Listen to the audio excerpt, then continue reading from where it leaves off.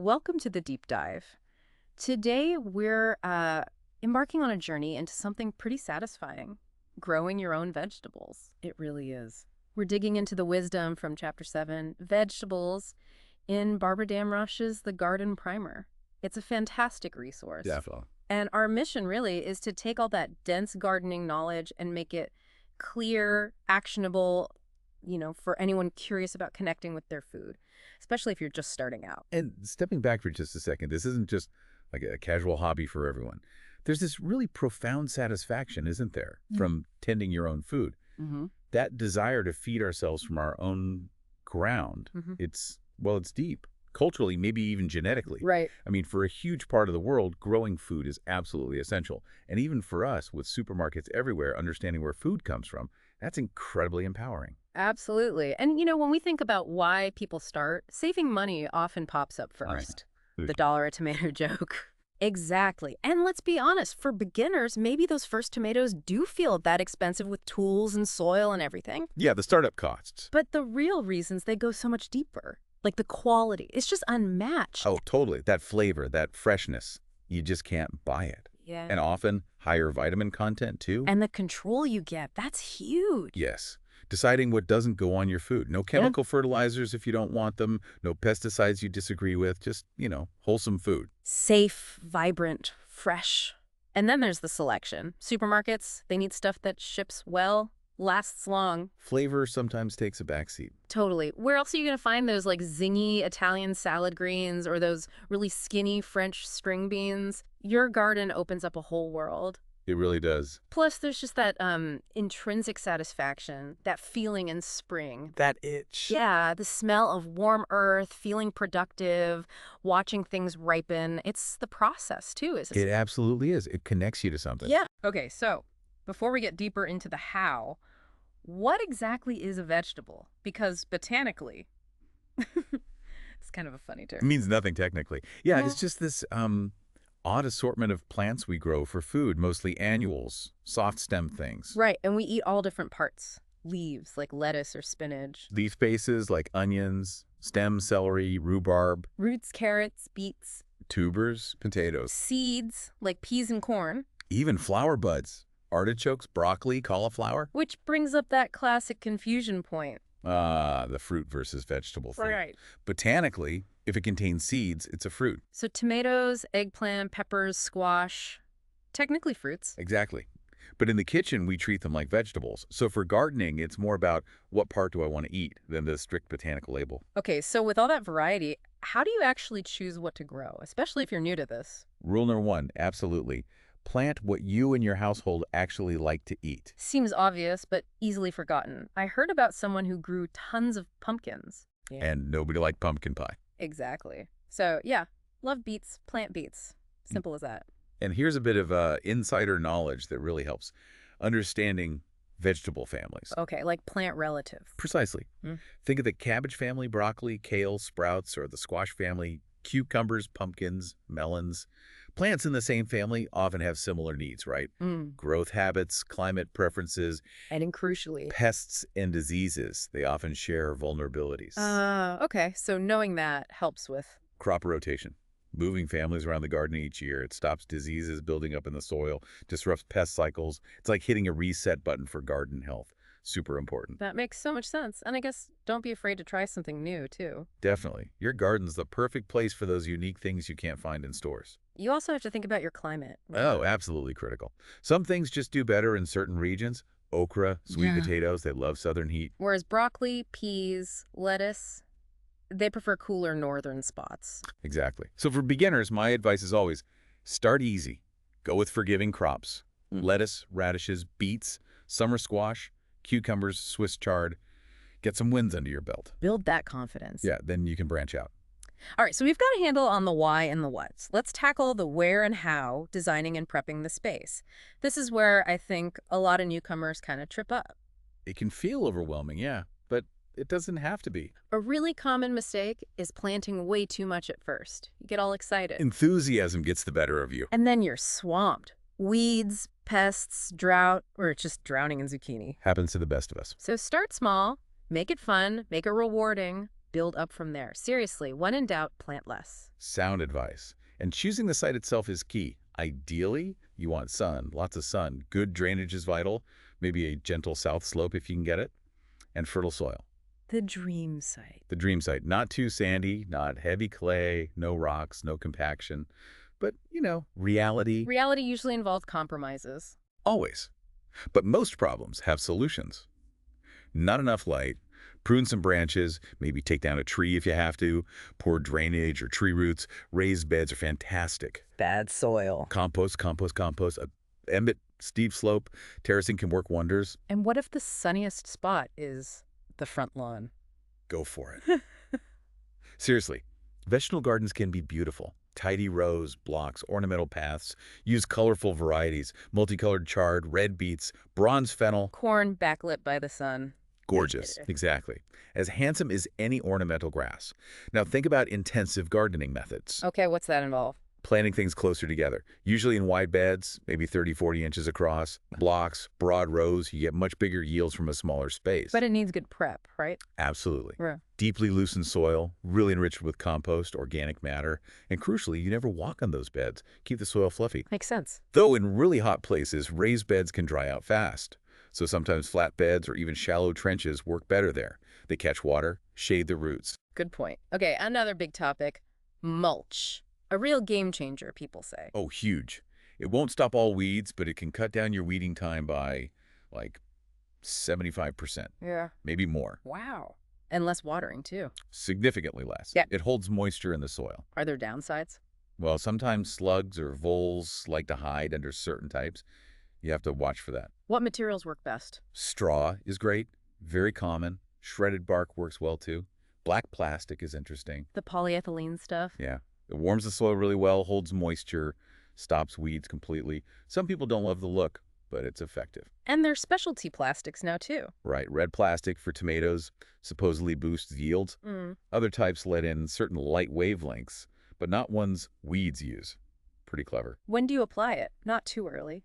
Generally, wait till the soil warms up in spring. Put it around transplants or once direct sown stuff is maybe 6 inches tall. If you've just sown tiny seeds like carrots, a very thin layer can help keep them moist. But mostly you wait for warmth. Got it. Okay, space is prepped, mulch is considered, now strategy. Planning ahead. So important. Even a rough sketch helps. Yeah, I always recommend drawing something, even if you change it later. It helps you buy seeds more wisely, think things through. You need to consider spacing, light needs, how crops fit together. It's a bit like a jigsaw puzzle. You have to make compromises. Definitely.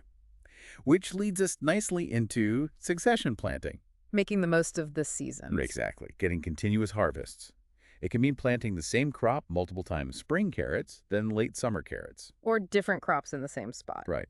Early peas finish, put in summer squash, keeps the garden productive for much longer. And in warm climates, you can even do cool weather crops through winter, then switch. Yeah, follow them with warm weather stuff in spring. Maximize that space. Building on that efficiency idea is interplanting. Ah, yes, growing two things in the same space at the same time. How does that work?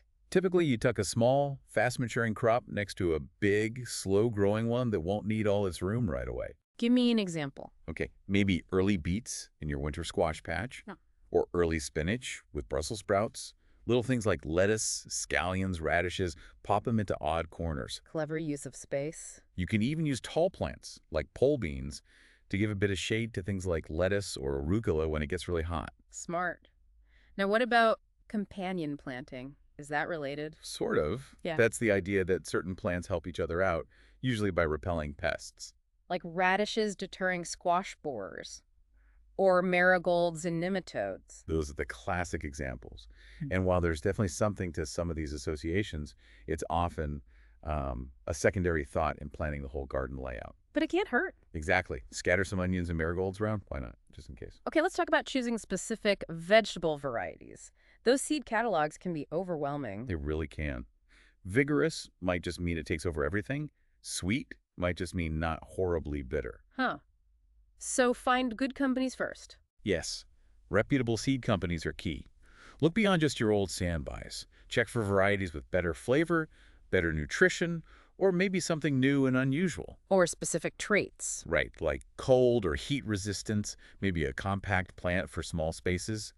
Or disease resistance, that's a big one. What about those All-America selections, the AAS winners? They're chosen by experts, often very good, but they might not be the absolute best choice for your specific microclimate or soil. Worth trying, but don't rely on them solely. And seeds versus buying started plants. Seeds give you vastly more variety, and exploring that variety is, for many people, a huge part of the fun. Definitely. Which brings us to heirloom vegetable varieties. Ah, the heirlooms. These are the old-timers. Often open-pollinated, non-hybrid varieties passed down for generations. Open-pollinated means? It means if you save the seeds from your plants, they'll grow true next year. You'll get the same vegetable, unlike many modern hybrids. Which are often bred for shipping and uniformity, maybe not flavor. Often, yes. Heirlooms frequently produce over a longer season, and many people swear by their superior flavor and nutrition. And the diversity is important too, right? Hugely important. Heirlooms represent this vast gene pool, crucial for breeding future crops resistant to new challenges, planting them, saving seeds, sharing them. You're part of this ancient chain. Like preserving history in your garden? Exactly. Think of classics like Kentucky Wonder Beans, Detroit Dark Red Beets, Ponderosa tomatoes, timeless varieties. Okay, lots of planning. Now, the actual work of prepping the soil, best time. Ideally, the year before. Till, amend, maybe grow a cover crop, let it rest. But if not, At least get it done in the fall before spring planting. Gives things time to settle and for the soil life to recover. and you mentioned workable soil. How do you know? It's crucial not to work wet soil. It damages the structure. Squeeze a handful. If it forms a tight, firm ball, it's too wet. You want it to crumble easily. Like cake mix. Sort of, yeah. Good soil feels light, fluffy. A soil test is also a really good starting point. Tells you about pH, nutrient levels. Right. Soil's ready. Planting time. Direct sowing versus starting indoors. Some things love being sown right in the garden. Early peas, beets, lettuce, onions, radishes, spinach, turnips. As soon as the soil isn't frozen mud. But others need a head start. Yeah. Heat lovers like tomatoes, peppers, eggplants, or things with long seasons like Brussels sprouts, cauliflower, celery, cabbage. You usually start those indoors, weeks before the last frost. What about nursery beds? Ah, good point. That's just a separate little bed where you can start seedlings, especially for late crops, without tying up prime garden space early on. Handy. And for small spaces or containers. Look for dwarf or compact varieties specifically bred for that. Go vertical, pole beans, cucumbers on trellises, and harvest things when they're small, baby-sized carrots, beets, squash. Okay, how about pushing the season? Extending the harvest. Lots of tricks. Simple cloches or hot caps, little covers, give early plants a boost. Floating row covers are fantastic. The Rime fabric stuff? Yeah, that spun-bonded polyester. Gives a few degrees of frost protection, keeps out tons of insects, lets in light and water, traps heat. Just anchor the edge as well. And remove for pollination, right? Yeah, or for harvest. Then there are modular frames. You can build simple frames over beds and swap out covers. Like screening for bugs. Or plastic for frost, shade cloth for intense sun, chicken wire for rabbits. Very versatile, especially with raised beds. And cold frames. Yeah. More permanent. Right. A box with a clear, sloped lid facing the sun. Great for hardening off seedlings, starting cold crops early, overwintering things, even winter harvesting with minimal fuss. Greenhouses. Bigger scale, obviously, can be pricey. Hoop houses or high tunnels are often a more cost-effective way to get significant season extension. Great protection. Okay, shifting to maintenance. The big three, you called them. Weeding, harvesting, watering. First, weeding. Probably the most important job, especially early on. They compete like crazy. Fiercely. For light, water, nutrients, mulch helps massively, remember. Up to 75% less weeding, but you'll still need to pull some. The trick is, Get them when they're tiny. Makes a world of difference. And try not to deep till established beds. It just brings up dormant weed seeds. okay.